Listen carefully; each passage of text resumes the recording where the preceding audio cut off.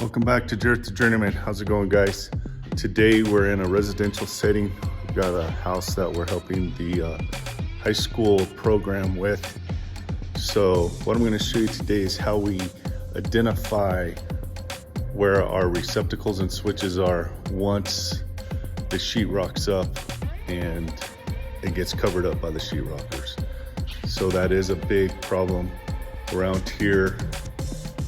So let me get you guys turned around and I'll show you what we do to kind of help us out when it comes time to trimming out the house. All right, guys, this is some walls, living room that's been roughed in.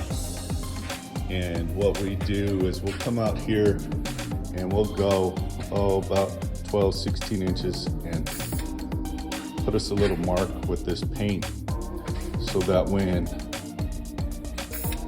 we come back and all this stuff's insulated and sheetrocked and painted, we can still come back and see these dots right here and notice that the receptacle's probably covered.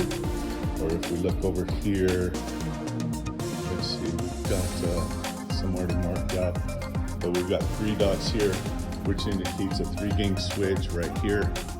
So we know if we see dots and we don't see a box, that's when we go hunting. Also, notice we don't put it right up against the bottom plate here, kind of get it away from the wall a little bit, due to the fact that the painter comes in, and if he's shooting an airless, then he will sweep onto the floor probably 12 inches with his spray gun, and that would cover up our dots if we put it right there by the bottom plate.